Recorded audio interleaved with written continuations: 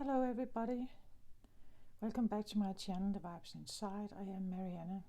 I just want to, bring forth a little bit of message. I'm recording this on the 25th of December 2023, Christmas Day for some. Merry Christmas if you're celebrating.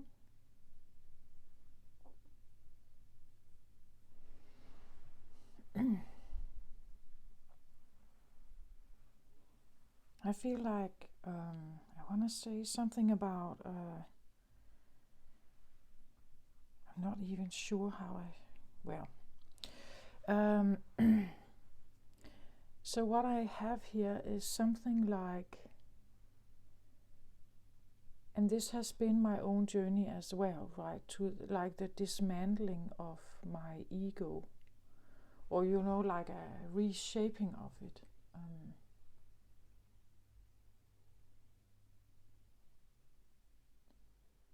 I think the more ego you hold, the less divinity you feel. Like your own divinity, your own God voice. The more ego you hold, the more protection you feel you need.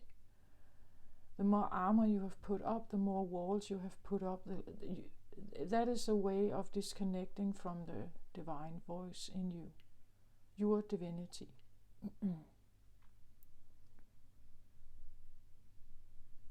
This has nothing to do with like being grandiose or narcissistic. It is it's a connection to source, in the sense that it tells you who you are, not what you think you are, like what your ego think you are. It tells you truly who you are. And it is a source of, you could say, energy. Like it's an infinite source of energy, which we do not normally know here on Earth. Like we have usually limited or conditional sources of energy. You know that that if you have such and such money, you can buy such and such food or pay such and such bills. But then it's limited again, and you have to get more money to buy the next thing. This is a different feeling.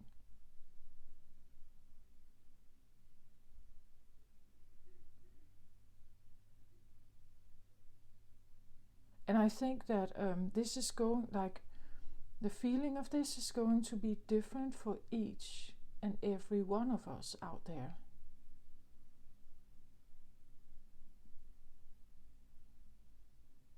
But it's definitely a feeling of a sense of more harmony. In whatever area you may feel that has been absent, or really lacking, because we all come, like when we operate from the ego existence, we participate in a human game. The human game is a trade-off. The oneness existence that people talk about in spiritual settings, like my experience of oneness is a very, very, very different existence than we have on Earth. The oneness feeling is a connected thing with everything there is, and an infinite supply to your existence. An infinite love and infinite supply to your existence. It's like being held by something. Always. But that's not what we know here on Earth. Like, we know that we are held to a certain extent. We know we are held or protected or provided for conditionally. I give you something, you give me something back. So I am held sometimes, and sometimes I hold others. Like there's a trade-off. Like if you do this, I do this for you. Or one cannot be a constant giver and one be a constant receiver. Then the one who gives is going to deplete themselves. They need at some point to receive something from someone else. Like there's this trade-off in some way. I don't know where you get it from, like where you get your energy from. You can give a lot to your work and receive something from it in a different area. But there definitely has to be both. Otherwise, you probably are depleted, exhausted, tired, sick, or something.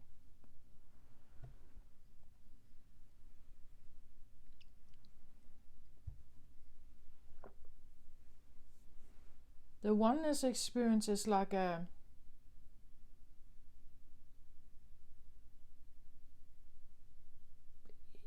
can best describe it as like an all-compensating keeping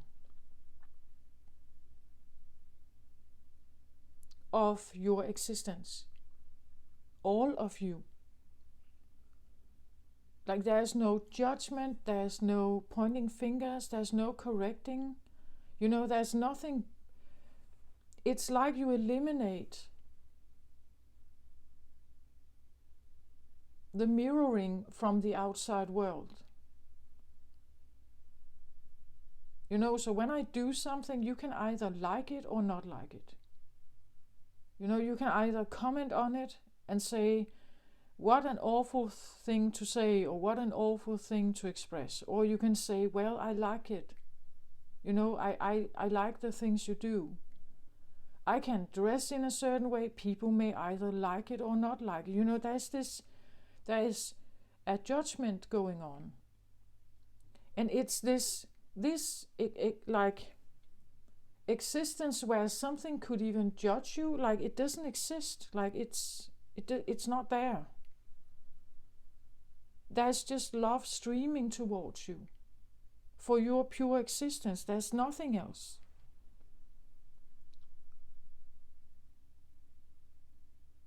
I think that this is kind of the energy that a baby comes in with.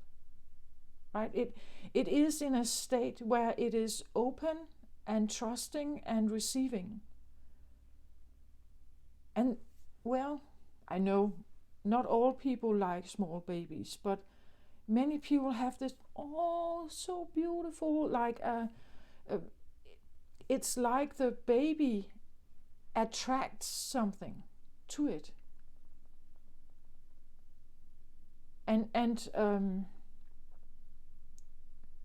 But somehow along the way this gets changed, right? We don't stay that baby forever. And the interaction between parent and child changes the older the baby gets. The older the child gets, now the child is maybe conditionally receiving some of the needs or get their needs met more conditionally. Sometimes the child also helps the parent, and the parent can help and guide the child, right? That there's this more of an interaction of, you can stay in complete receiver mode all the time.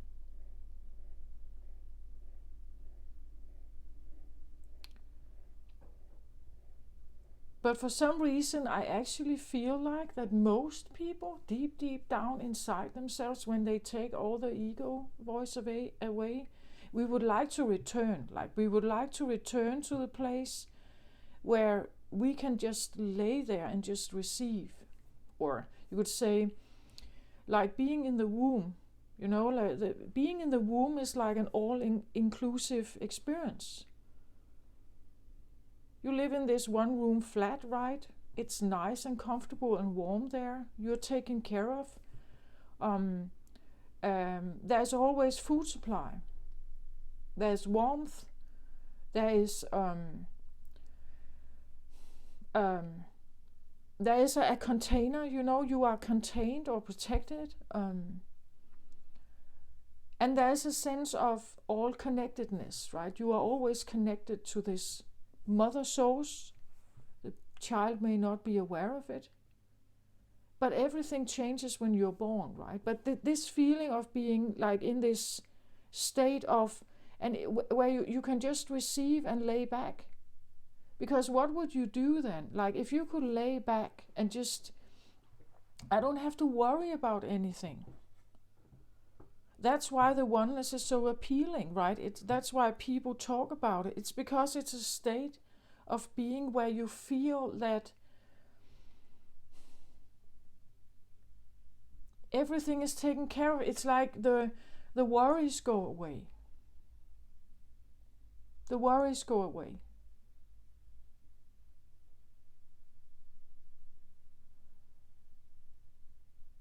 Which is great, right? Because we actually don't like the worries. The worries connect with our ego. Because we're worried or anxious or afraid of something, maybe we have, experienced things. Starvation, war, not having a home or shelter, or losing parents, protectors, and so on. It builds an ego. Like it's the only way to survive if we somehow protect ourselves, the core of us, that actually just wants to be taken care of, in whatever sense that may be. So we build these walls to protect ourselves from whatever threat there is or whatever uncertainty there is. Again, the uncertainty takes us away from the oneness. It takes us away from the divine voice in us.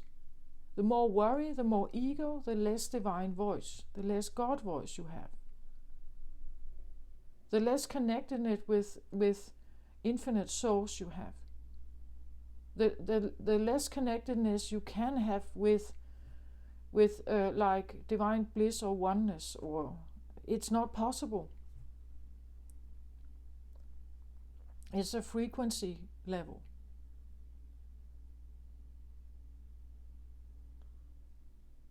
So what I feel like I have been guided to is to crush down,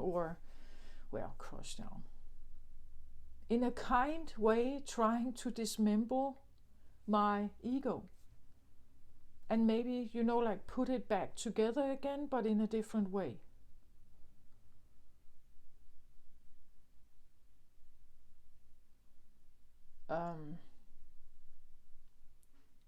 What it means is that you lay your weapons down. You stop, you could say, fighting. You stop being in fighting mode. That's not an easy thing to do. Like depending on how much armor you have. If you have a thick armor, this is a long process.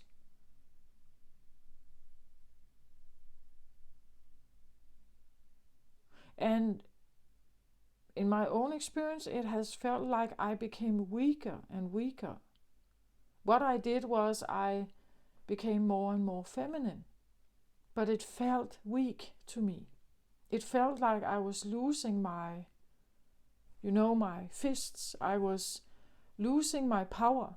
I was losing, and yes, I was losing power, but gaining love. Or trust. It's like releasing something to gain something else, or to gain access to something else.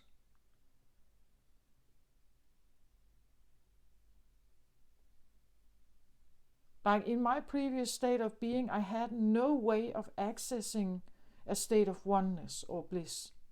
No way at all. It wasn't possible. It's like I'm this container, right? And I'm filled up with something. Like my frequency is in a certain level. If I want something else to come in, or if I want to connect with something else, I kind of have to clean out, or, I have to tidy up. I have to take the things that really is not serving me, shove it out the door, so that something else can come in. It's just, I feel like for me it has been easier said than done. I have been in an extremely protective mode. So you could say my starting point was a huge ego, a huge protector.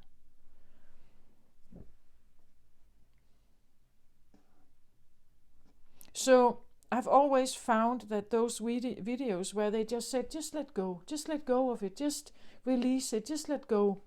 This has been very difficult for me, actually. Like the letting go part, like taking the last armor off, is pretty damn difficult, I think. Depending on your situation, where you come from, what is your starting point?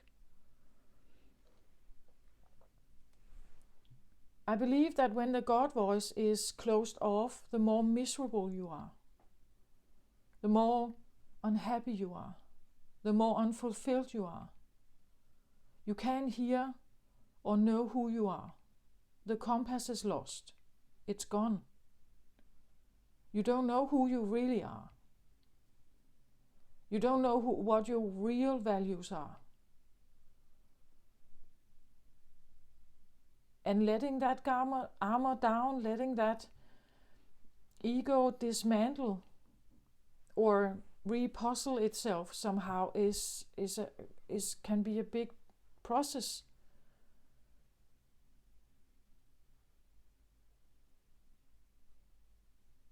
And it's filled with fear, especially if you are alone in that process, right? It's, as I said, I felt I became weaker. Because this is a masculine world, so you have to armor up, right? You have to be ready to fight somehow. Be feminine in a masculine world is not great. It's not great. Again, the love language speaks from a special position, and the power language speaks from a different position. If they can't see each other's value, if they can't see each other's light, you could say, then it's going to be like a struggle.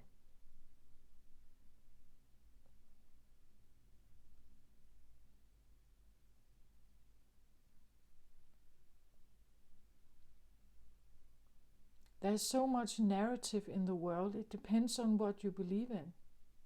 Your ego is a narrative. It holds so many stories and experiences. Which ones are true? I believe that if you go through like a spiritual awakening or like a seeker's journey or something, it's because the starting point is miserable. You feel that something is off. You're unhappy for some kind of reason. Maybe you don't know what it is. And you're trying to figure it out. So the seeker's journey can be just about feeling less unhappy.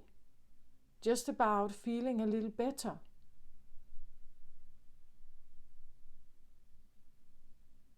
The more I have been adapting more and more to my feminine energy, I did feel weaker. I did feel that I wasn't as strong to fight. But one of the reasons why this has been a problem for me is that I'm not a fighter.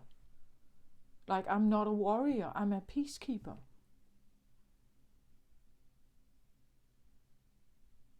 I'm feminine, right? I'm mostly feminine. So, adapting to that truth in me was not necessarily easy. Because then I couldn't keep up the fight with the others out there, society, what is expected out there. I could end up showing my weaknesses. I could end up becoming vulnerable. Because I wasn't trusting it, right? I wasn't trusting what was in front of me. So I had to armor up, like there's this, and the armoring is not, like it's a protector, it's not a bad thing, it's just what is it? Why is it?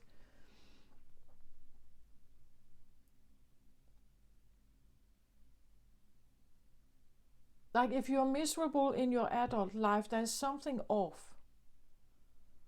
There's something you are not connected with.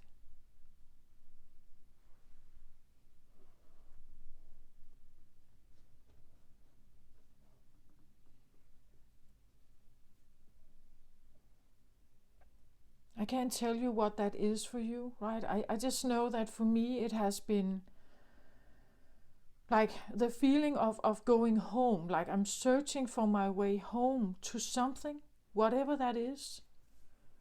I just know that what it is now is that it's peace, it's harmony. It is a sense of being connected with my God voice, you would say, or divine voice. Be connected with the part of me that is divine. And the more I do that, the more the voice comes in that is very clearly telling me where I fit in the world. And I also clearly see that I have been engaging in like the wrong thing. I have been engaging in things that were out of alignment for me. So I guess my message here is about this divine voice, that it's that breaking down the ego to include or take in more divine light is not a threat.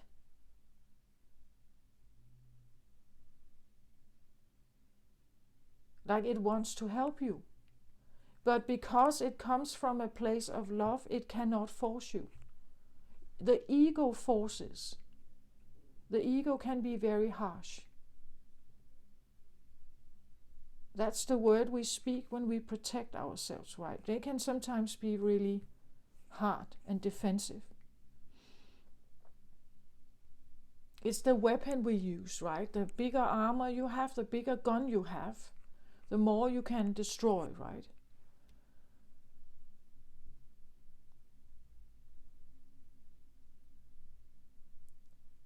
The ego truth is not the same as your divine truth.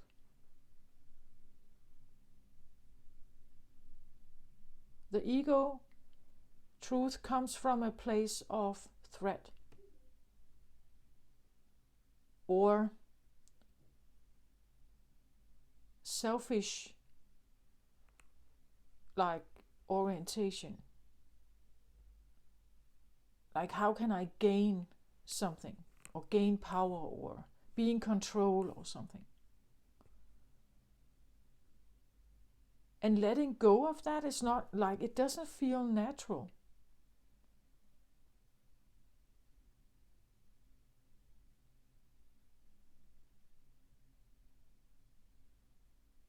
If you somehow at some point felt you had to armor up and protect yourself.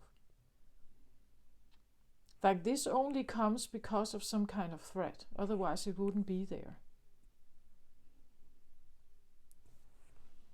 Some kind of challenge.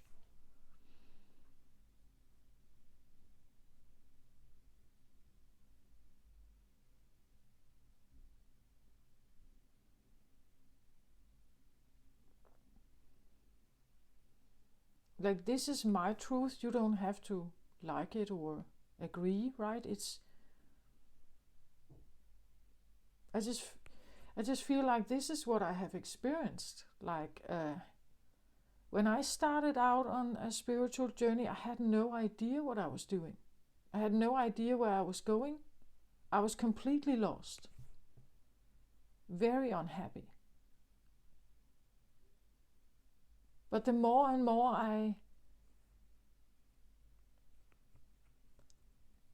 try to figure something out,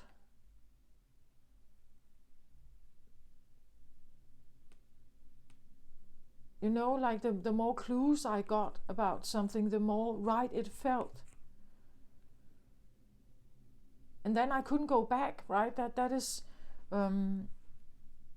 that's another thing about spiritual journeys, I guess, that when you figure something out, it's like you can't unsee it.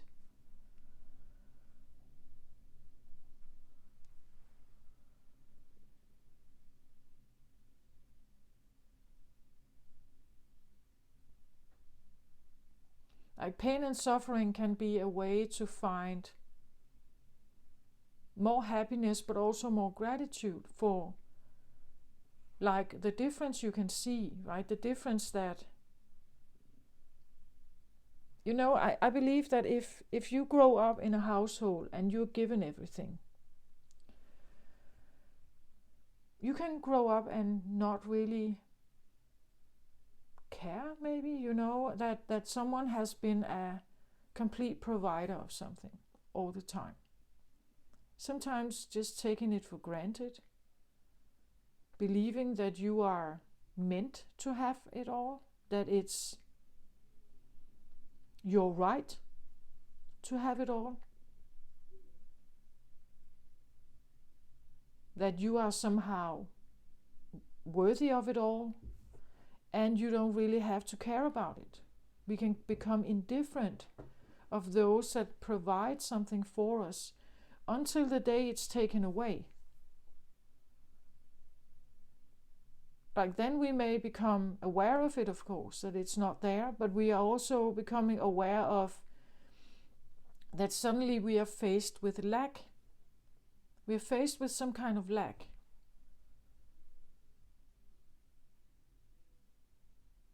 Withholding or something, right? The feeling that someone is now withholding the things that I have the right to have. But what about them? They could also have the right to have something, couldn't they? So we can become so used to it, we take it for granted. We don't even appreciate it until the day it's gone. If it comes back, now we are looking at it in a different way, right? We are looking at it differently.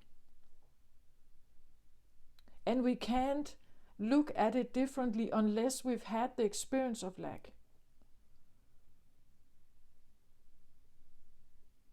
Does that make sense? Like you can't experience a sense of gratitude unless you may have experienced the lack of something.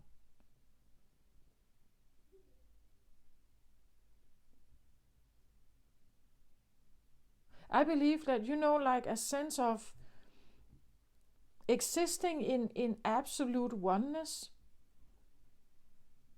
in complete and all embrace, all love, all openness, all trustingness, and just having this receptive, open beam that you can just draw all this beauty in, right?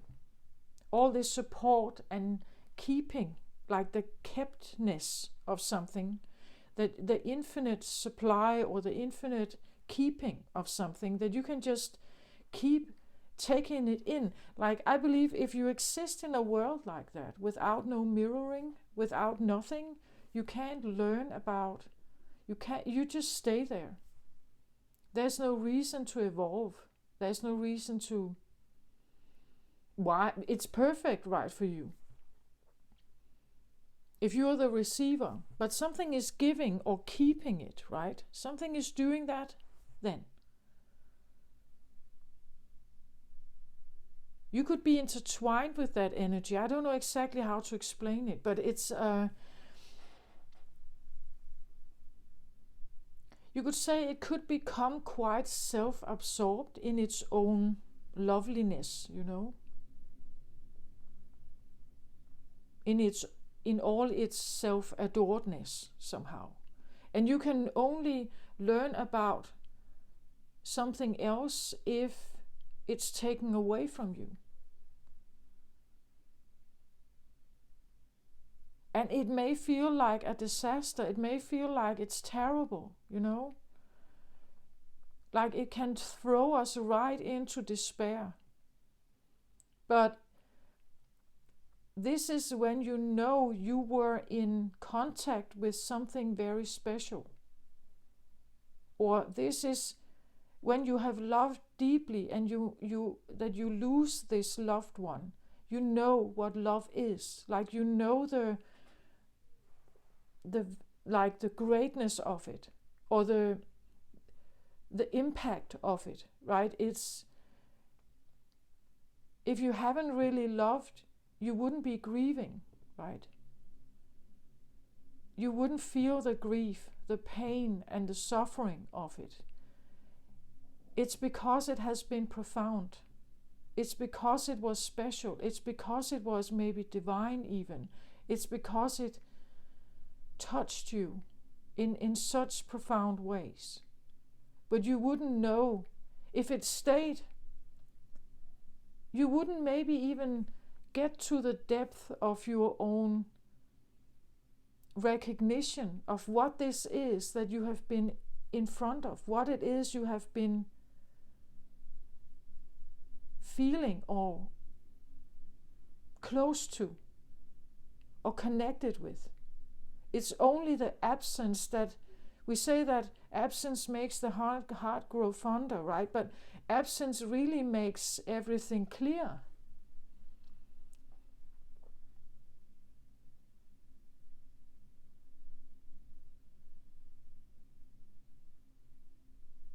And it talks to the core of you.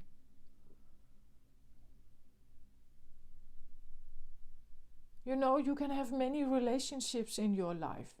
Friends, family, romantic relationships, but not all of them are profound in the same way. You can leave others quicker, you could say, emotionally, physically, socially, spiritually. You can leave them quicker than others. Those you've had a really hard time leaving are the ones that are special, right? Because they have a certain level to them, and they may also have a certain power.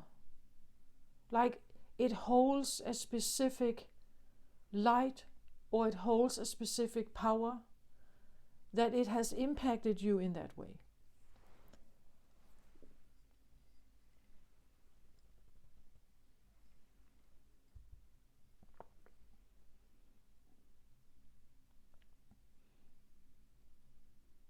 You can meet a person and you only spend one day with them, but you never forget them when they leave.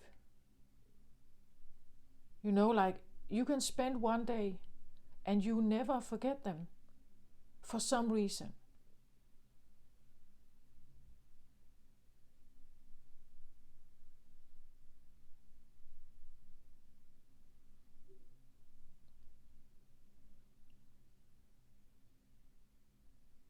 You can have all your armor up, you know, and you meet one person, one day, 1 hour maybe. You talk to this person, and for some reason they have a way to pierce through right into your heart, and you never forget them. You know, that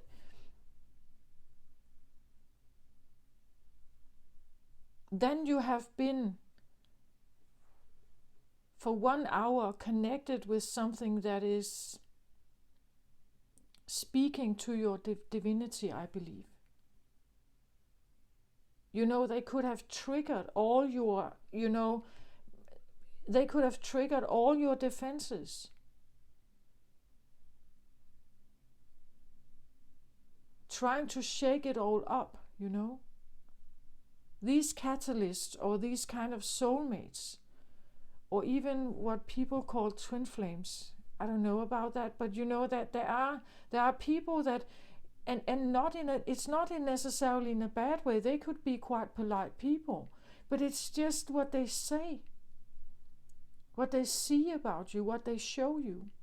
Like it just shakes everything up, or they have a way of kind of just piercing through something, you know? Those people are special for you. Maybe not for others. They may not have the same effect on others, you know, but some do.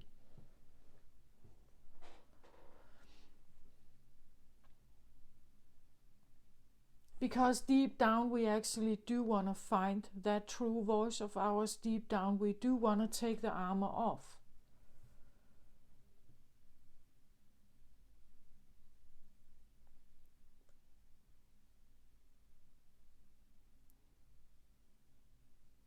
The ego represents typically what we want in life.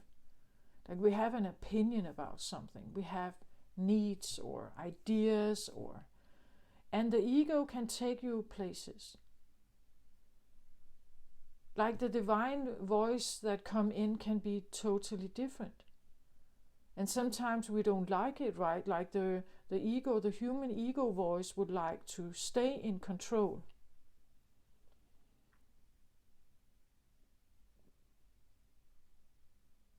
I still don't know exactly where my voice is leading me. I just know that it's asking me to have a very different life than I have been living.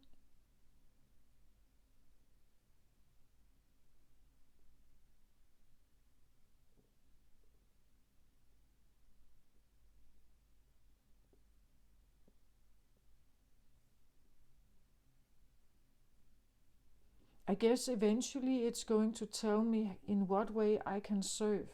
Like in what way is it that I am perhaps serving, or like serving in some way.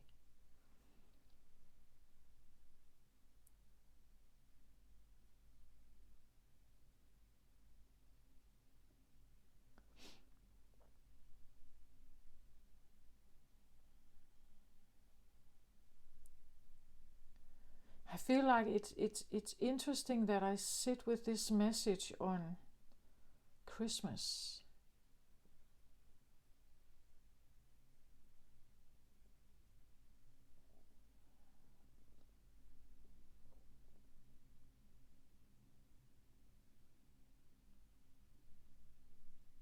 It's just this idea, you know, like of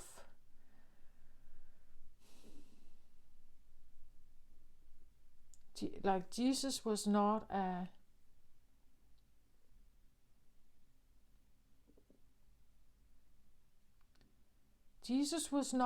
warrior, you know, with weapons and armor. The way he kind of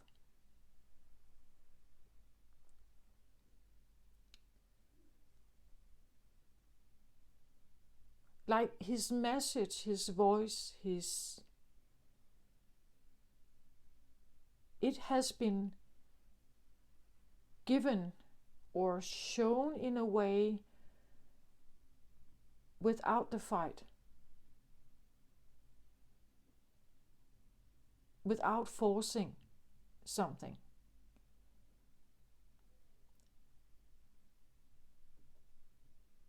He was captured. He was crucified. And in all that, he didn't fight.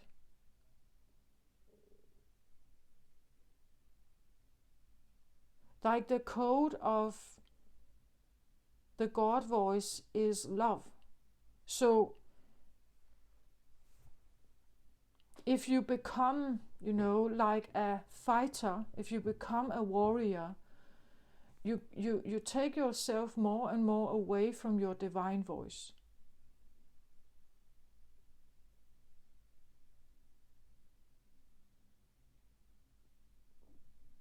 Like if Jesus should have been fighting to get out of jail, it would take him away from God. Like it would take him away from his Father, the voice in him, who he is.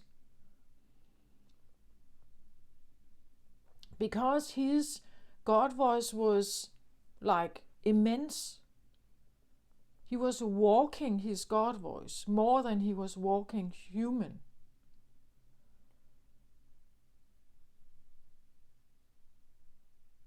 He was a walking divine light, which made him special. But when when you have this, you can't walk as a warrior also. Like you are, that is who you are. It defines all your values. If you start fighting, you are now becoming less light. Like then he steps away from God, right? He steps away from the message of God.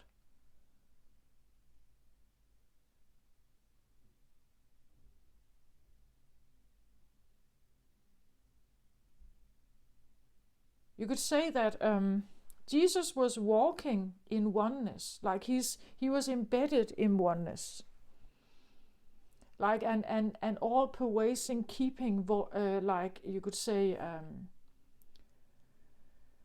source that comes towards him from the God light. And that is the message he was sending.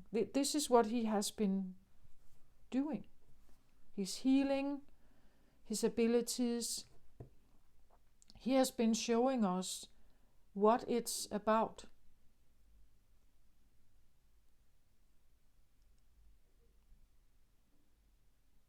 And it was confronted with the opposite. And it felt very threatened, right? We can have a Jesus walking like that. Because he sends a message of something that is now endangering my control. So the warriors would fight Jesus. And because Jesus has love energy, he is not fighting back. His message is of peace.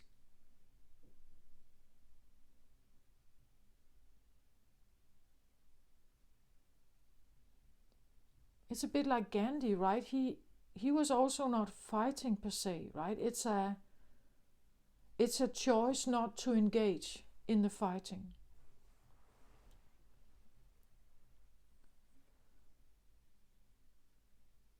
A fighter needs another fighter. Otherwise, they can't fight. There is no fight.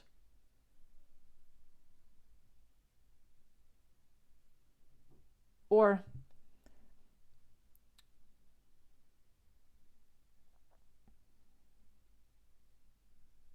like something has to fit, otherwise it doesn't exist. So you have a fighter here ready, a boxer ready here. And over here you have a Gandhi sitting in meditation. It's like you can start to punch him, right? But if he keeps sitting here, there is no fight. You can even kill him, there's still no fight.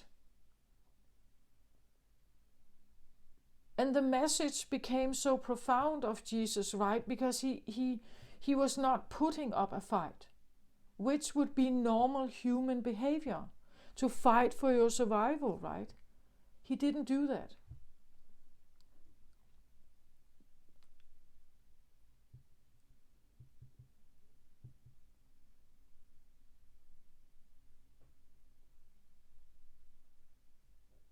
The human experience is a temporary state. The divine aspect of you is infinite.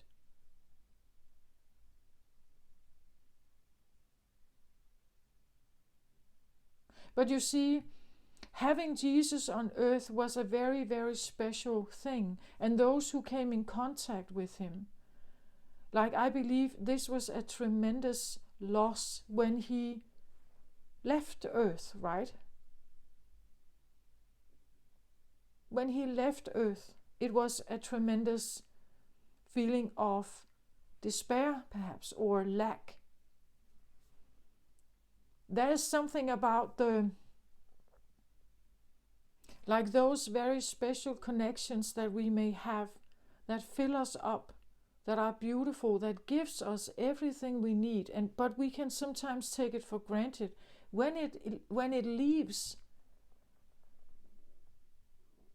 we feel lost perhaps. When it leaves, we feel devastated.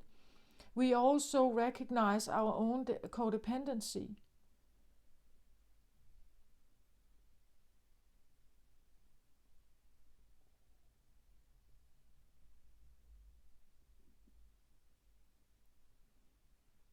But it is in this place that you also recognize the beauty of what you had, right? The beauty of what you recognize, the qualities also of this other. Like you recognize the qualities of someone who for a moment, for an hour, or for maybe for years gave you this feeling of connectedness, gave you this feeling of beauty. And when they're not there anymore, it's like there's this huge loss or void or emptiness. But it's that exact emptiness that is the proof, right? It's the proof of the profoundness you have been with.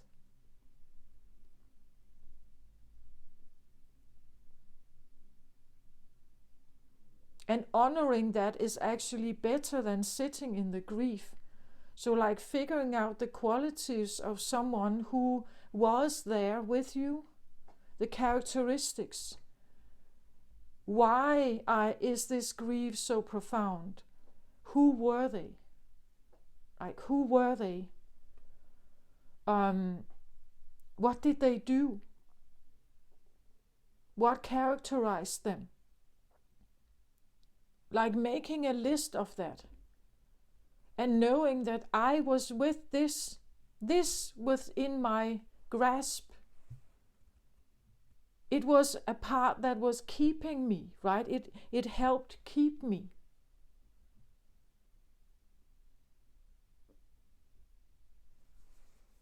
And I think that when we realize that difference, that the despair comes from our own inner feelings of being like left alone, like we are now abandoned. And we would like it back so that we feel whole again, or we feel, and you can have it. You can have some of it back when you honor it.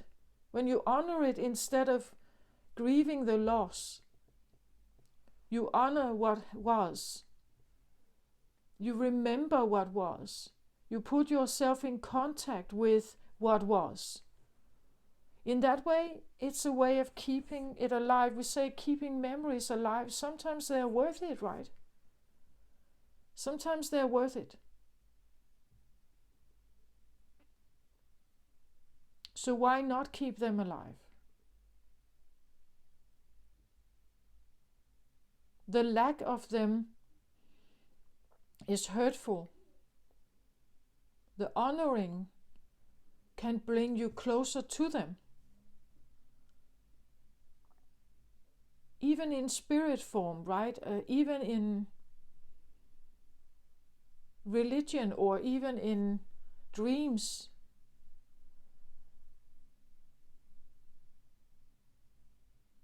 But the reason why this was such a big problem, or it created such a big void or emptiness, is because it was special.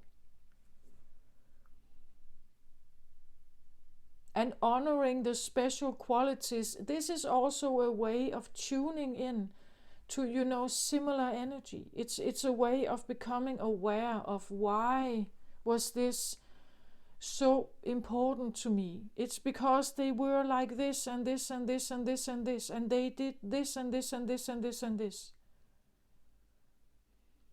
So now you have a recipe, you could say, for what you are truly looking for in people.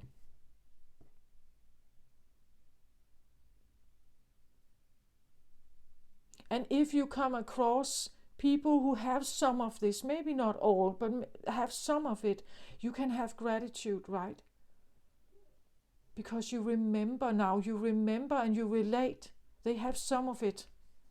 I'm grateful for the things that remind me, that are similar.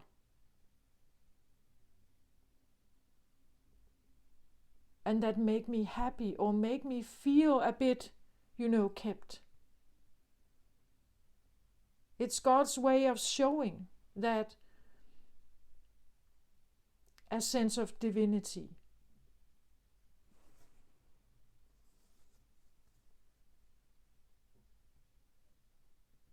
It's reminding you of who you are.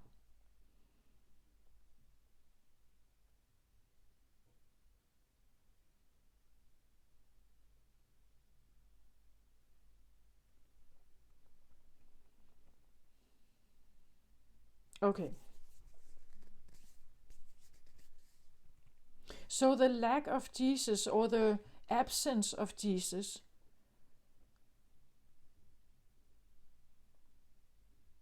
is one of the reasons why religion is kept alive, I think.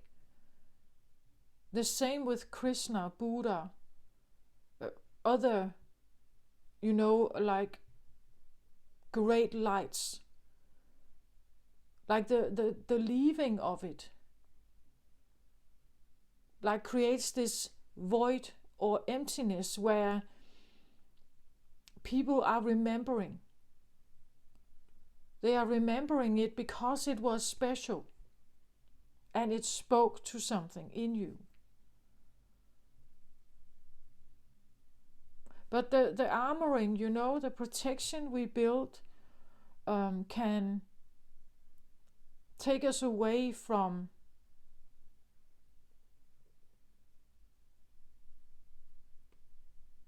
like the memory, because the memory was so devastating, like the loss was so devastating. So the ego can act as a bandage over it, but it's still there. It's still there, the memory is still there. Even though how, buried through many, many layers of protection and adaptation, right? But it's still there, and maybe it needs to be honored. If you are miserable, I think it does. It needs to be figured out and it needs to be honored. The characteristics of it were profound. And losing that was devastating. But when you figure out the characteristics, you can almost shape, like a version of them in your mind. And now you will know what you're looking for. It's not the abs. It's not the chin line. It's not the big boobs or what it's not what you're looking for.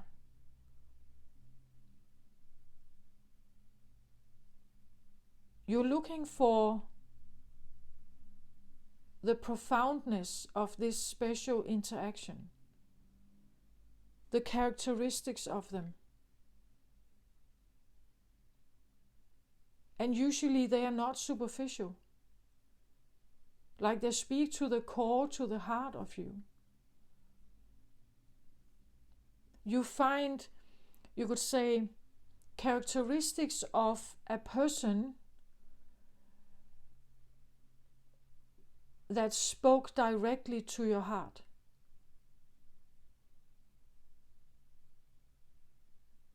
Like the superficial idea about someone looking hot, fashionable, young, having the right curves, having the right abs. This is superficial. I'm not saying it's necessarily bad, but it's an ego interpretation.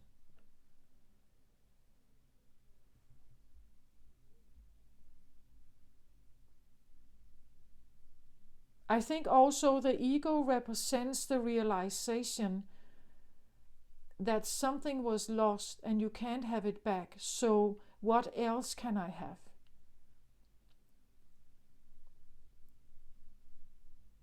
But this idea that it's lost, or it's the more profound it is, the bigger ego you have. Some do not have much ego.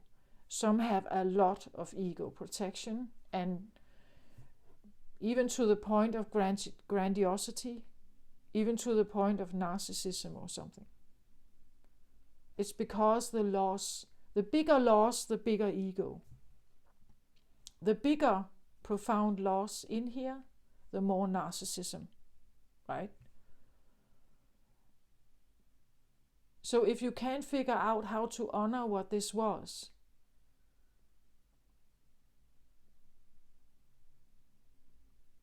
and for me this has been step by step. I didn't know.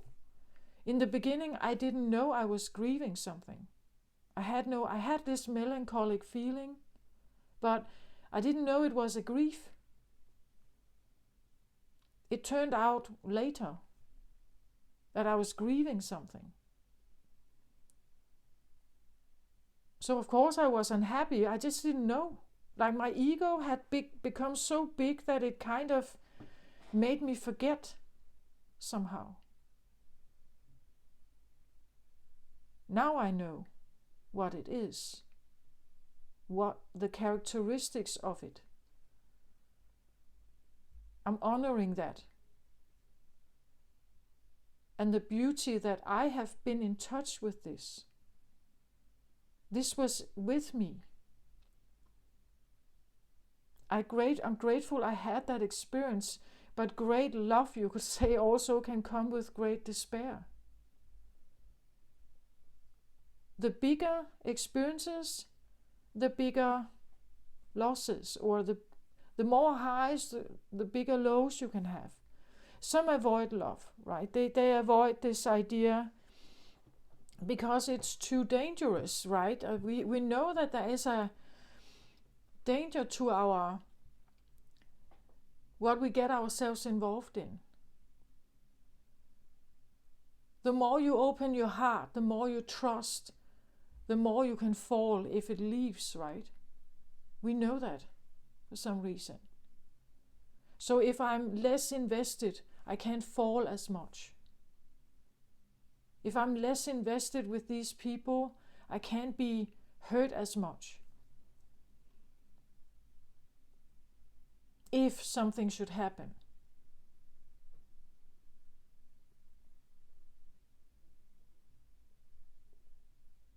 But you see, if you are miserable in life, it's probably because it has been profound. It has been big.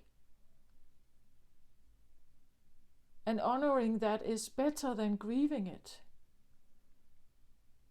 And this is easier said than done. I have done the process, so I'm pretty aware. And I'm getting closer, to my voice, you could say. And I get it, like the ego is like it's necessary. It's made for a reason.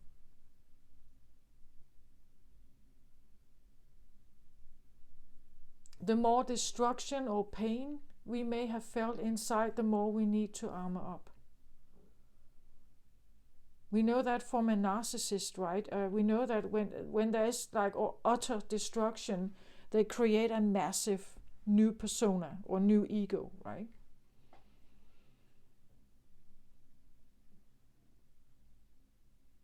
If there's less destruction in there, but the life has not given you that, you don't have the same kind of ego.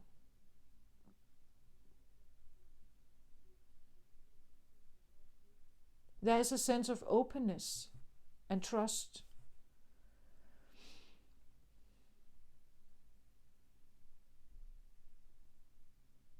Maybe not always, it's a mix, but it will be a little more, and it will be more relaxed also. Usually people who have a lot of ego, they also have tension, right? They are on guard somehow. They can be quite dramatic.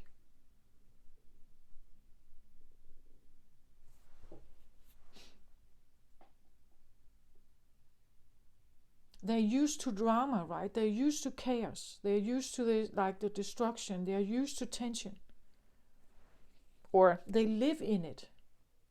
Like they breathe it, live in it, if it's inside them.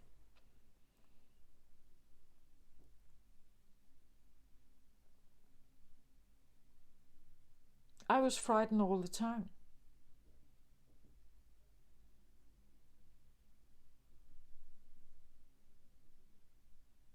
I was frightened that someone could actually come and knock down my defenses and take what was left of me. Terrible feeling.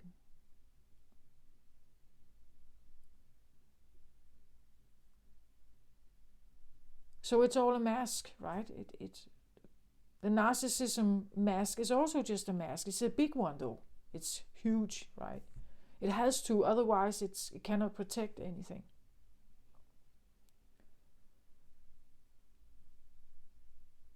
Okay, let's have some of the cards here. Soul retrieval. Yeah, makes sense. I said this idea about the divine voice, God voice. The God voice for me is the soul. Like the soul is an infinite, regarded, understood as an infinite part of you. The human body is not. So the human existence with the ego is not an infinite experience. It can never be. When the ego breaks down, also in old age, you will find that people become, if they have a big one, right? You will find that they become grumpy, they become angry. They become sometimes like little children, like they fawn utterly under this dismantling of the ego.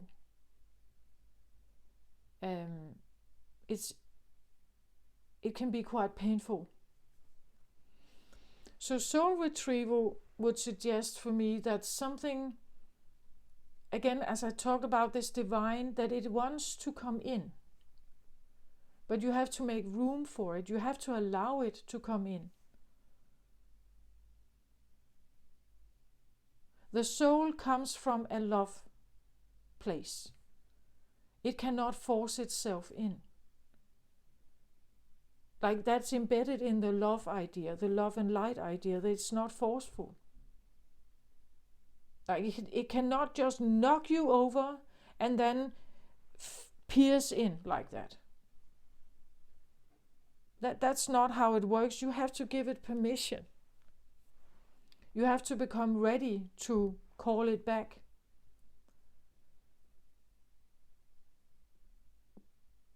And this can be done by, like dismantling some of the ego. Or, like repuzzling it in some way.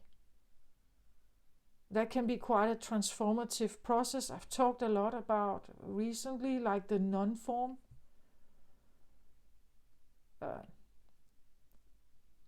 Death, transformation, rebirth, phoenix rising kind of energy, like a transformative molding and shifting, and because it's not necessarily done just like that overnight. Again, depending on the amount of ego that you're dealing with, the layers of it. Why all these layers are necessary, right? What stories do each of the layers tell you? It's like, peeling off an onion and figuring something out and adapting to that, or, releasing or forgiving it, healing it. Then you peel off another layer and now it's something else, maybe. That's how it has been for me. Like the layers have been very different.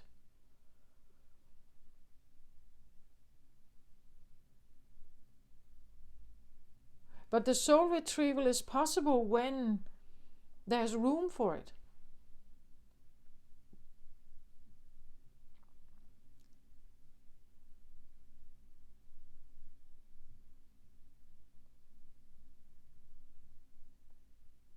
when there's room for it. We can deliberately call back in cleansed form soul fragments. A soul fragmentation usually happens when something very disturbing is happening to the soul. You know, as I said, the little child lays there. It is open and trusting. It needs to be, because it needs to receive all this care. It receives the adoration. It receives the love, the caretaking. If something happens here, this chain is broken. The experience is broken. And things become unreliable, maybe unstable. So the child cannot stay in its allness. It cannot stay in its allness or in its oneness with itself. Now it suddenly needs to direct its attention outside to whatever is coming that is somehow changing something. It all happens in childhood, and for some reason around 7 years we have this sense of like a bit of an amnesia. There are things we don't remember. I believe this sense of amnesia has to do with this divine voice. It's like we can become so embedded in this conditional human life that we forget about this other state that we were once in.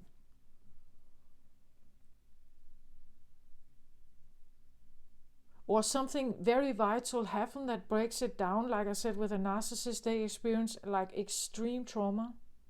It breaks something in here, kills something, or changes it drastically. And this huge amount of ego is built. Right? It's like an utter soul destruction. And because of that, it leaves the narcissist with a feeling of no inner voice on its own. It's constantly outwardly relating. And well, I believe most of us have a bit of you could say, narcissistic ways of thinking. It doesn't mean that you are considered someone who has the disorder. Like it takes a certain amount of behavior. But we all have experienced some kind of wounding that is leaving us with a sense of needing to protect ourselves. Some have huge amounts of armor. And some don't, like they have more trust, like they're more open.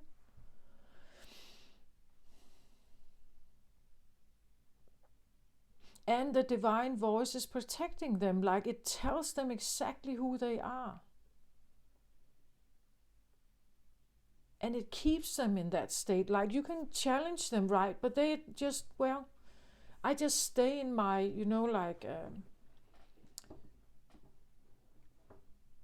they're not afraid, like they stand in that vibe. And they're not afraid of what could come. Because they haven't experienced the loss. So what you could have experiencing that you have been losing has to do with, I feel like, the divinity of us. When, like, a narcissist has lost all divinity, there is no inner divine voice. There's only ego.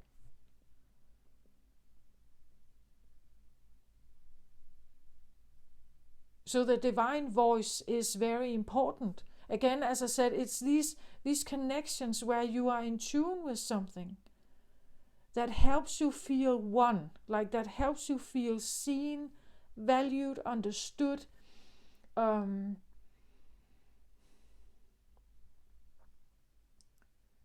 maybe favored or adored or something. kept, being taken care of. Those people that somehow make you feel some of this, they are special.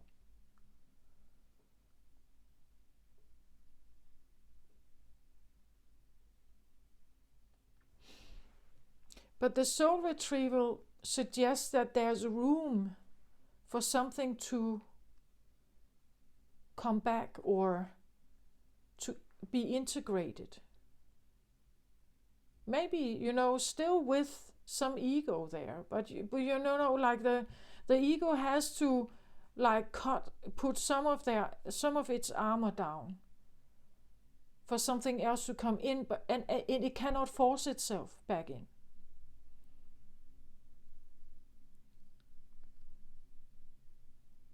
There has to be open doors for it to be able to be called back in. You have to call it back. You have to open your doors.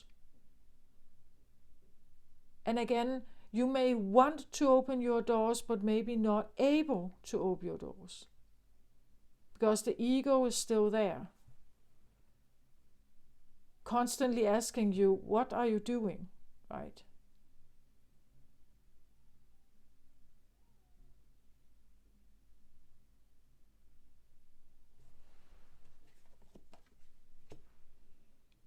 Six of Cups, yeah. Six of Cups is a feeling of nostalgic, happy, beautiful memories of, again, it's Cups energy, so it has to do with your feelings and emotions. This is exactly what I talked about. It's like you have been in contact with, like the most beautiful friend. Like this is the one you swing with, right? This is the one that when you are together, you lighten each other up. This is easy and light and beautiful, and you love each other, right? You have a way of like giving to each other exactly what is needed for this beautiful experience between each other. You swing perfectly, like a perfect swing. Or like, the touch is right, the feeling is right. It's never too much, never too little. The smile is right, the eye contact is right. Never too much, never too little. Never too forceful, never too absent, or never too much there, and never too much absent. It's the correct amount, always perfect, aligned with you. And you are with them, like that kind of perfect match between your energies, supporting each other. It's like a win-win situation here, right? When you're together, it's a win-win situation. And this is the memory of it. Like the memory, as I said, it's like if you take the memory of what it is, the grieving has to do with the absence, the lack. So if we go back before the lack, what characterized these special connection here? What did you have together? What did you share together? What was why was this so special? What did they say? What did they do to make you feel in a certain way? What did they provide or show up with? How did they lighten up your life? That is the characteristics that you are now missing or reminiscing about. So take them, right? Write them down and honor them because they were special to you. And that's what I feel like is here. This is the memory of them. This is the memory of them.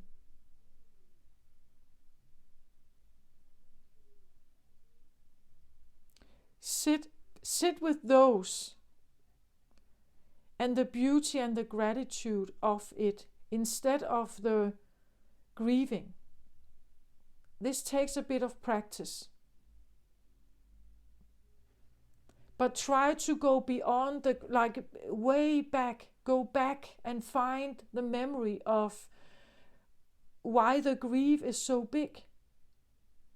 Like my grieving or my melancholic thoughts when I was the most unhappy, this was my only leading, like my only guiding light. I had to go in there. It was the melancholic feelings and somewhat sadness and feeling of unhappiness it is the proof.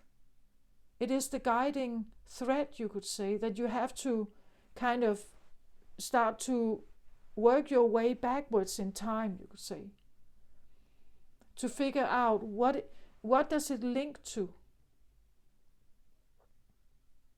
So it linked back to a big grief, I figured out. I still didn't know whom or what but I found the grief. And when I understood the grief, I understood why I was miserable. I still didn't know who it was or what it was. And I was in that grief for a very, very long time. Until, for some reason, I figured out I had to find the characteristics of why this was such a tremendous loss.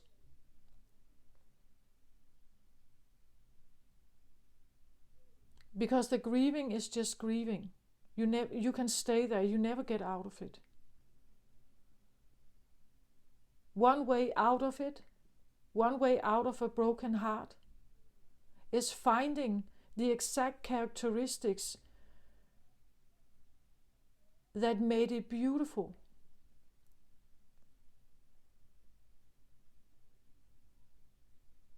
Because it's now describing, it's showing what kind of person were they? What made them special? And honor that, sit in gratitude with that, being grateful that you have had that experience. Because if you had not had that experience and the grief that came, it would never have shown you how beautiful they were. Sometimes we don't recognize love before it's absent. We don't recognize how big of like how much beauty or how much is like how much or how many special times you've had with them until they are gone, right? The appreciation, the gratitude sometimes only comes when they are absent.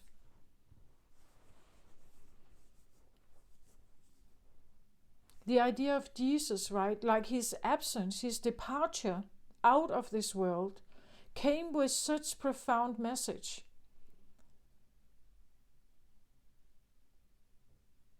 Someone knocking him down, right? And he didn't fight it. He didn't fight. And it still killed him.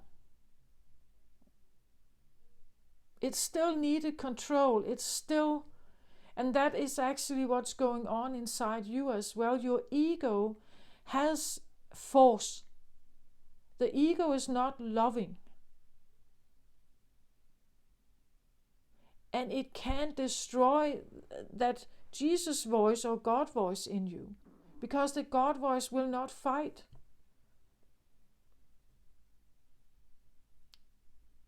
You could say the ego can become so big that eventually there is nothing left of the other. There's only fighting. Everything they do every single day is a constant fight, a constant struggle. There's nothing else in there. And also a constant miserable feeling or fear feeling.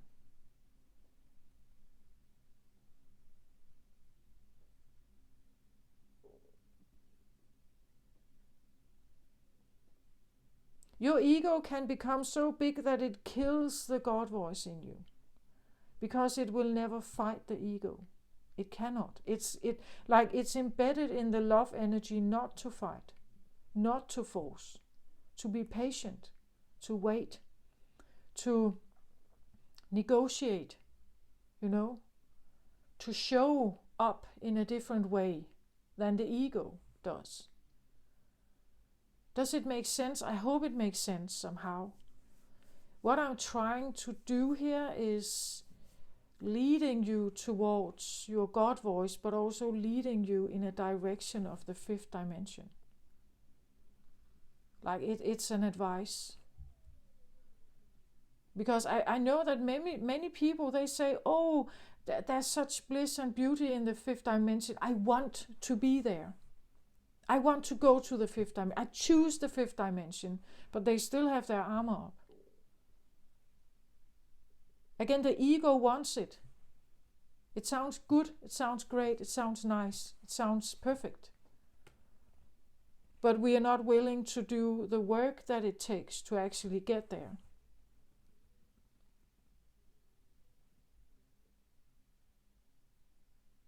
I'm kind of trying to give you a recipe for that, I think. I hope. It's my own journey, like I'm still shifting.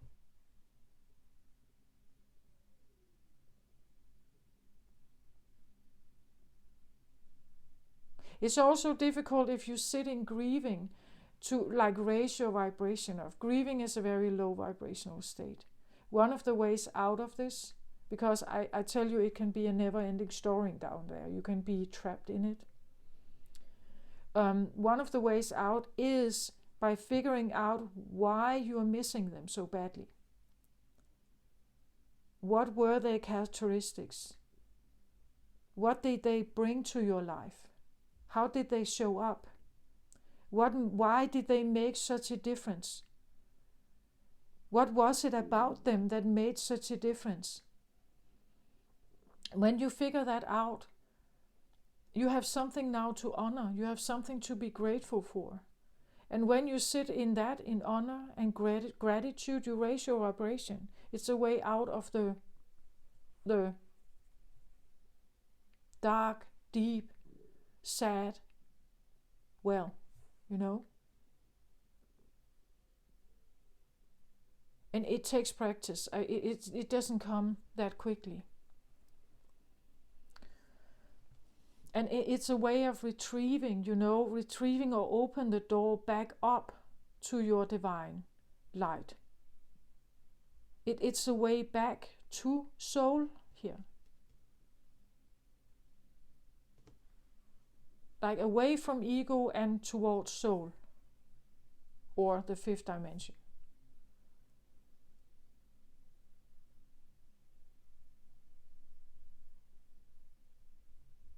Like the way I know that I'm guided now to conduct my life, what to have in it and what to have less of. Like if you have asked me maybe 8 years ago, I couldn't have told you. I had no idea.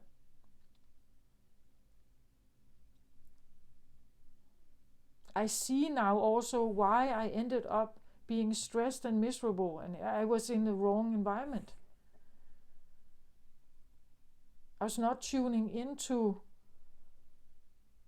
the vibe that is me. I was grieving. I was in the wrong vibration.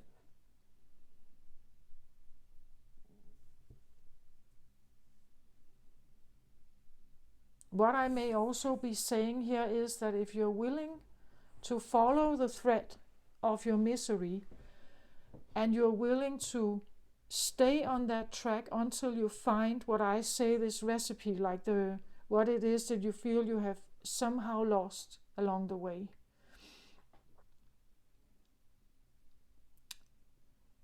When you are willing to do that,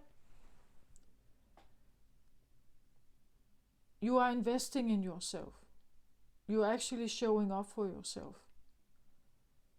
You're showing up and you can find like awarenesses or consciousness levels in your brain you had no idea about, memories you had no idea about.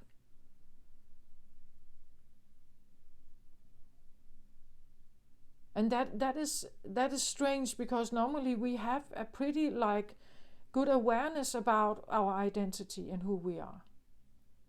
But I'm telling you, there's much more to you than what you, like in your current ego life, may be thinking. There's much more to you.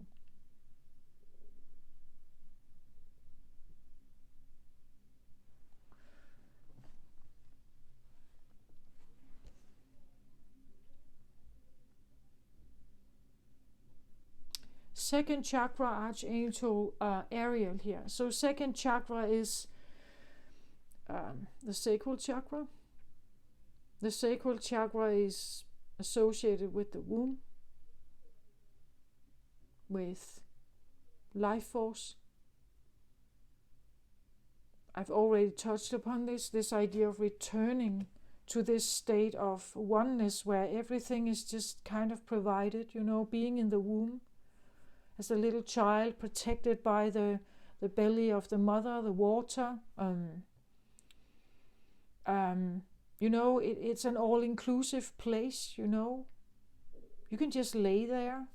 There are no expectations. You kind of just swim there, and you are just. It's a state of beingness. You are. There's no judgment, no evaluation. You don't even know when you're in there that you are a boy or a girl. Nobody does. Well, maybe you do, but for some kind of ultrasound or something. But you in there, you don't know. You are just in there. But when we get out, we are suddenly labeled, oh, it's a boy, meaning it's not a girl. So already here you are separate. You belong to one group, not the other. We get a name, so a female name or a masculine name, depending on whether you are considered a boy or a girl. So already here we are, separated from something. And it just continues. If you're a boy, you have to, like, you're raised maybe in a certain way. Boys don't cry, or we play football, soccer, or we play baseball or something.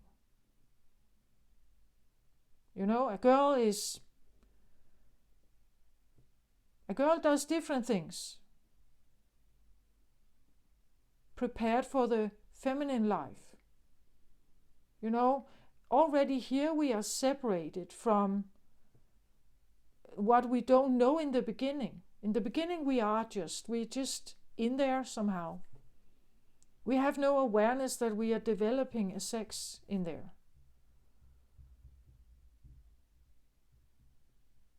Because there has been no mirroring. Nobody has told us something yet.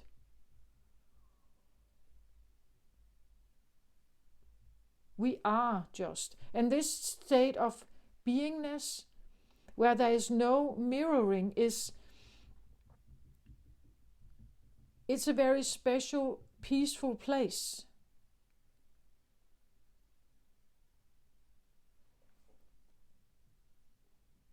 That is all about you, not everybody else's projections or thoughts or ideas or something, or expectations or demands. It's just about you in there. And that, I said it in the beginning, I believe for some reason all of us, we would like to somehow, just for a moment, just maybe for an hour, to be there.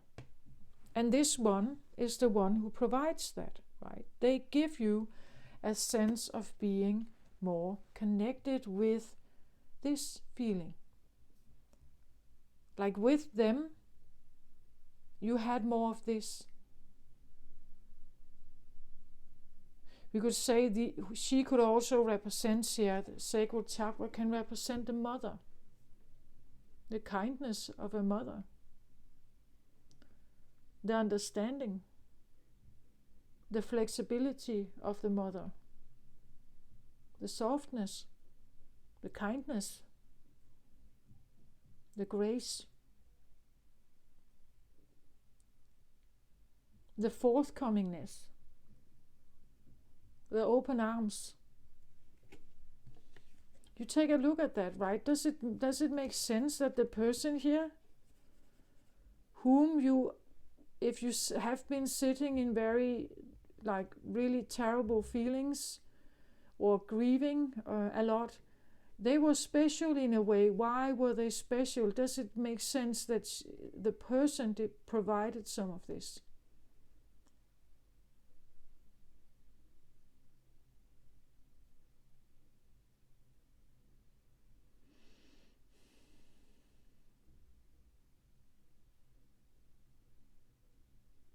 So now you know, right? Now you know what is it exactly that I'm looking for. And if I find people in my life that can bring just some of it, I'm connected with a part of the divine, right? I'm connected with a part of the divine. And they are showing me who I am in the process.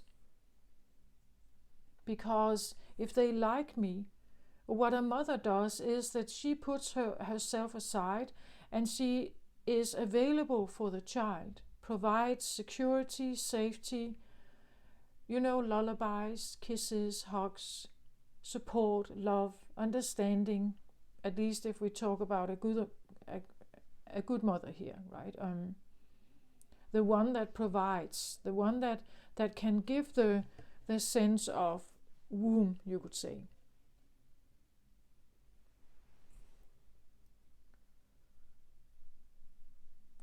The baby is her creation, right? She has created the baby, so she wants to protect it. She wants to be there for it, to nurture it into it grows more, right?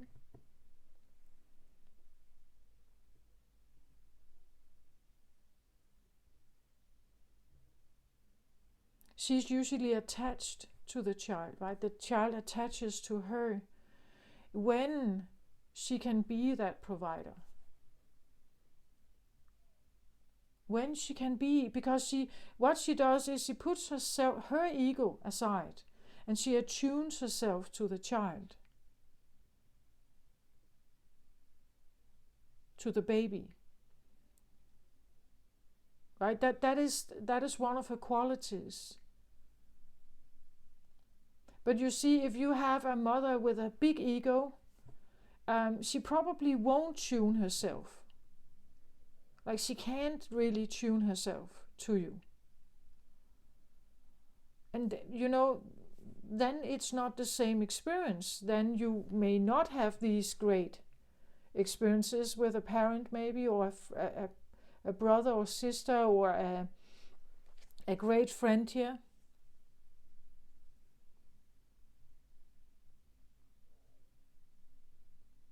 These are happy memories, right?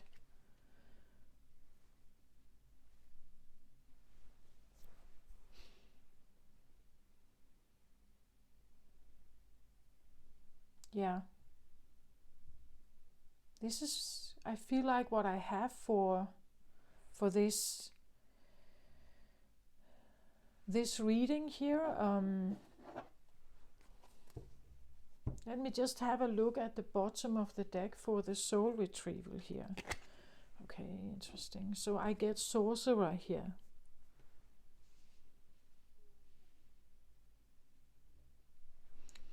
So the underlying energies are usually what is driving a process forward. So maybe in order to have this soul retrieval, you become the Sorcerer here. The Sorcerer means that you enter a realm where you can change things. like the sorcerer, you know, is they can put out spells and then something changes. They can let you could have the magician here also, Gemini, Virgo energy, right? That you change lead into gold.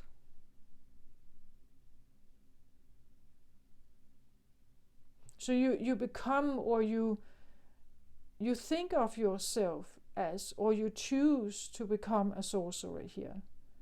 The sorcerer can also be what I call scorpionic energy of death, rebirth, and transformation. The phoenix here also. The phoenix tries to rise, meaning that it wants to change something, change its situation. So this could be a phoenix that wants to rise here, that is in a process of rising. So it's in a molding process of getting this door open, or dismantling the ego enough to open the door here, to allow yourself to open up, to become receptive of the soul retrieval. The fragment is coming back. But it takes for you to become aligned with it. It's not enough just to want it. You have to align yourself with it, actually being able to receive. Maybe you are receptive, then this story is not for you, right? But if you are miserable in some way, this is the recipe for it. Or at least one of them. Like, become willing to change something about yourself. That is one of the first things, to actually become willing. And feel into that, because sometimes you can believe that you're willing, but everything your ego does is saying no, no, no, no, no, no, no, no, no. It's the first thing. So at the bottom of the deck for the Six of Wands here, I have the Six of Cups, I have the Two of Wands here.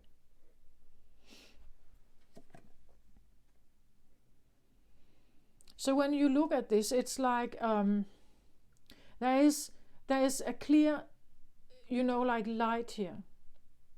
And then there is not here and over here.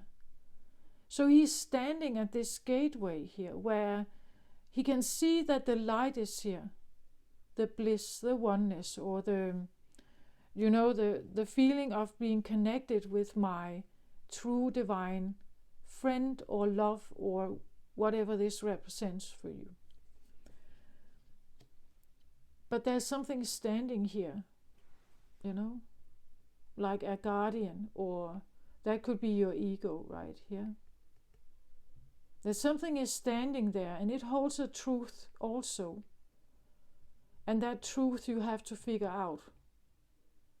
Why you haven't gone here before, right? Why haven't you been in tune with this before? Why has the door been shut? It means facing the guardian here, which is usually your ego voice, the protector voice. No matter how noble it is, this is actually a quite noble animal, right? Just knowing that it no matter how noble it is, look at how it stands. Like it has this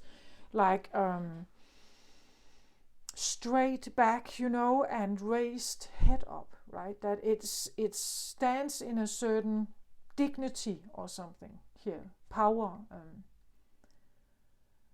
So maybe you have to hear the story of this one. You have to figure out why it is maybe not allowing you in here. Or it's maybe protecting something to come back to you here, like the soul retrieval. So you have to become the sorcerer when you're looking for something here, and it seems like there is something saying no to it. You have to figure out why. Seeking the inner approval, you could say, of maybe this fierce animal here. that is protecting the doorway. Maybe you have to negotiate with an inner protector.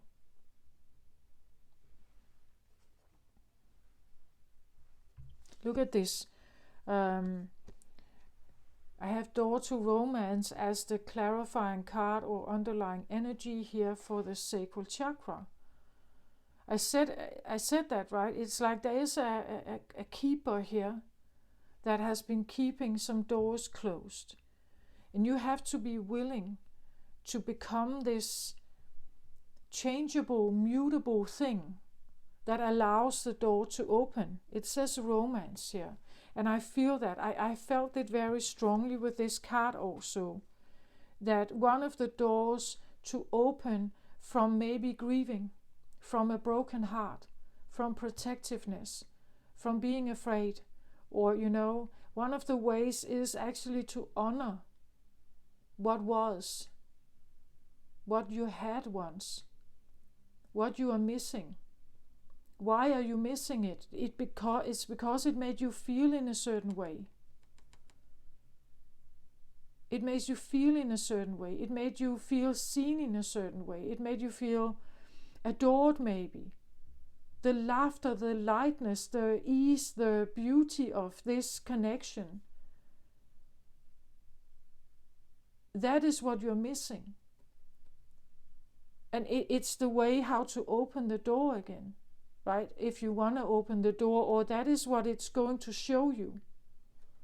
As I said, when you become this, like you take the little lead you have, the breadcrumbs perhaps, and you go towards it, you find something bigger, and maybe something bigger and bigger. Eventually, you find why this made a difference.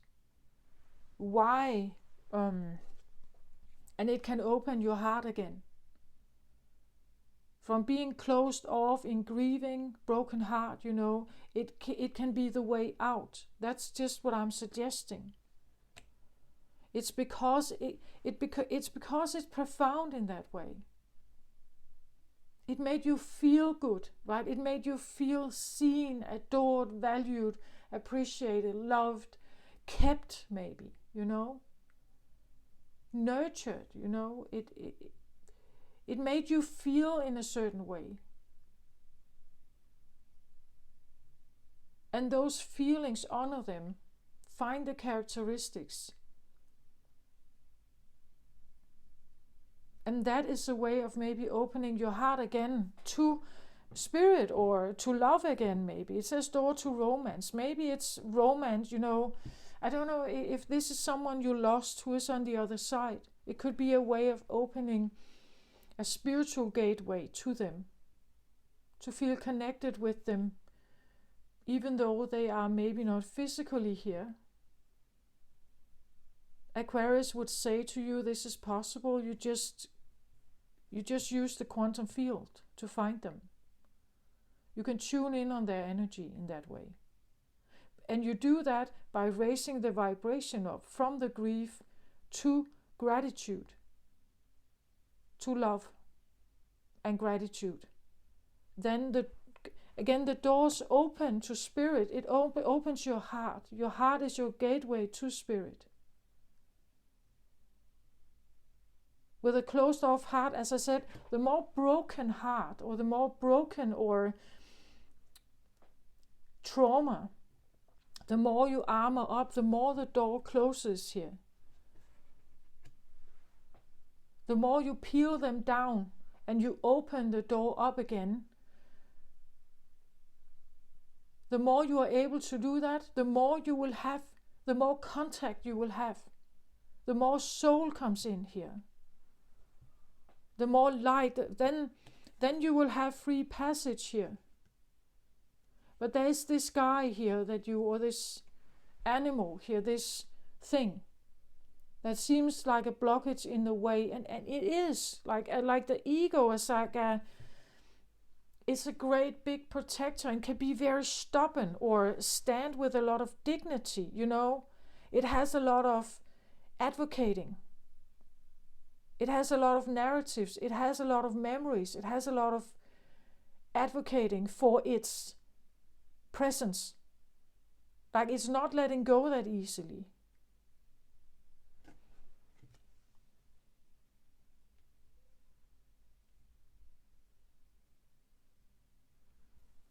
And something like this is also a protector of the hurt. This is the male,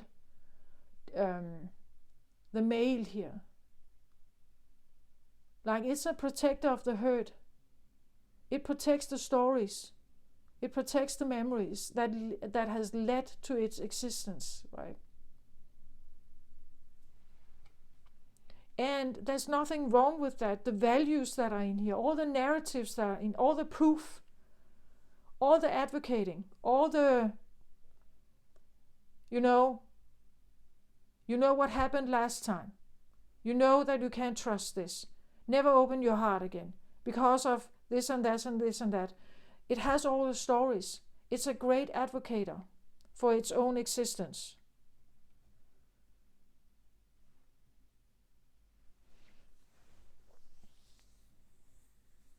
The sorcerer is sometimes known as a bit of a dark sorcerer, and I think it's because you are actually dismantling yourself. It doesn't normally, for a human being, this doesn't feel right. We are wired to protect ourselves, the humankind. And if we live in primarily human instinct, we live with a big ego as well. And that's the lineage we come from. All the way back to cavemen, right? It's the lineage we come from. We are evolving through some kind of lineage. Our brain changes every time. But we are still like, this guy can also represent lineage stories. If you belong to the Jewish community, you have a lineage storage of being persecuted and killed by another energy during World War II, right? There's a big story here. Not to let your guard down. Fight for who you fight for the story or the family or the narrative there.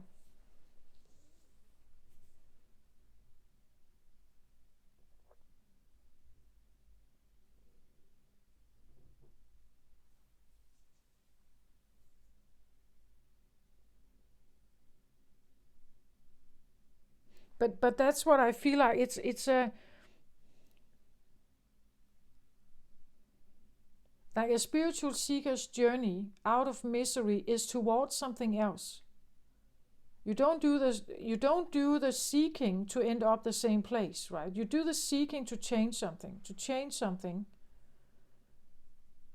And if you have been sitting in misery enough, it's like you can sit here you can get to this point, to this low point, and you can be here for a certain amount of time, but eventually it's like you can't stay, right? Something has to give, something has to change.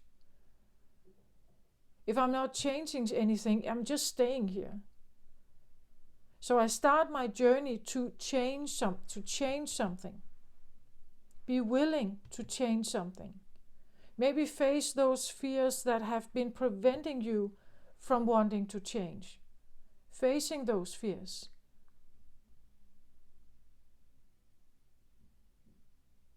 From change, maybe.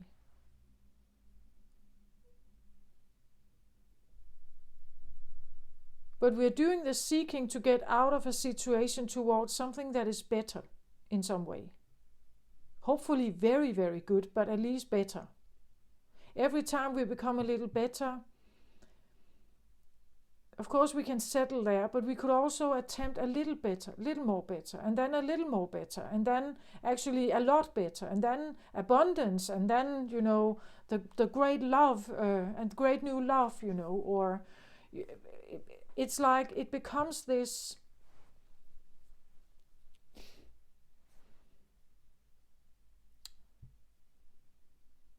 I think it's because it has to reach a certain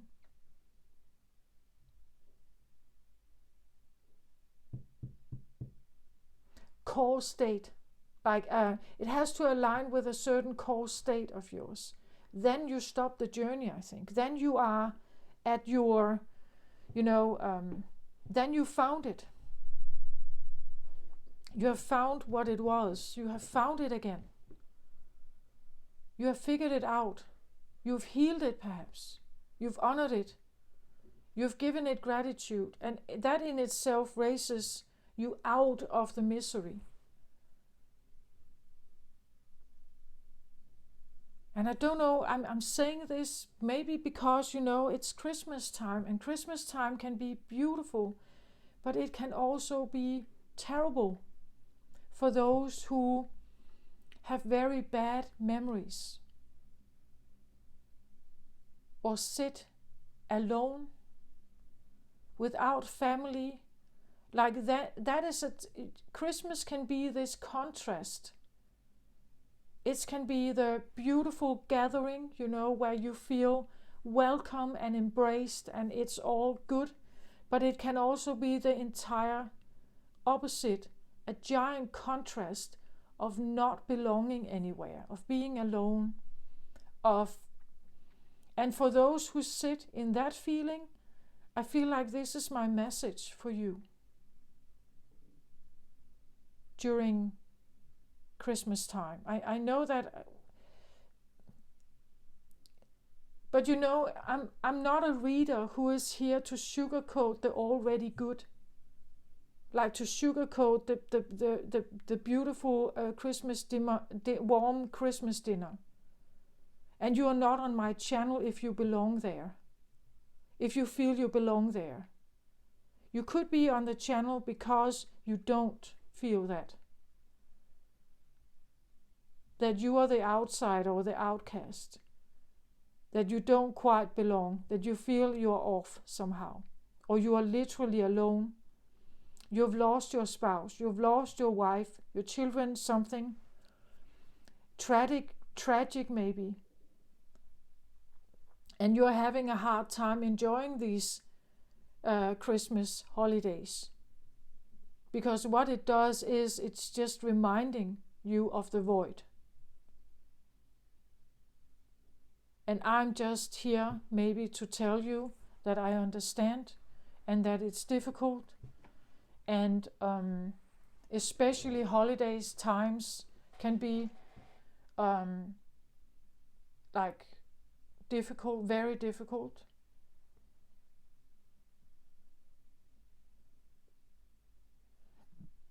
Light a candle for them. Remember the beauty of them. Their laugh, their smile, their embrace, their hugs, do that instead. Try it. Just for 5 minutes.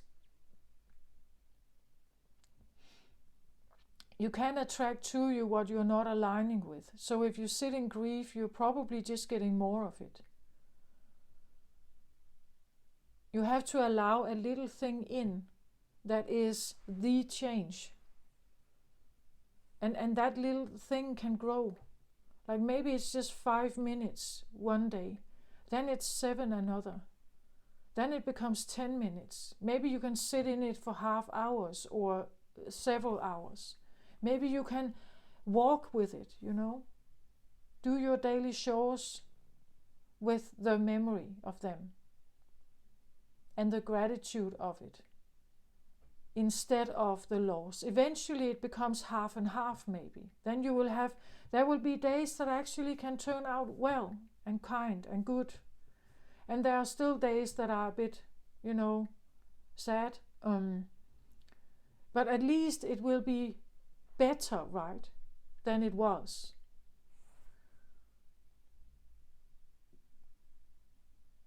This is what I feel like I have this time around. Take care of yourself, everybody out there. Light a candle for them and light a candle for you. What you are doing is choosing you. You're choosing to figure this out. You're choosing to heal yourself. That is a great gift.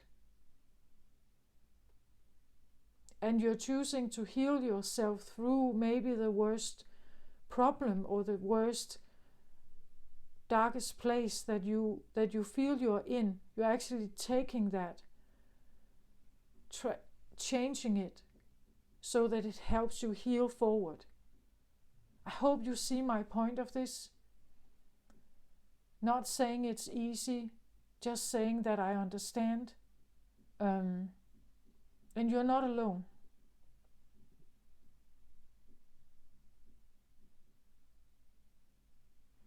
Take care of yourself out there.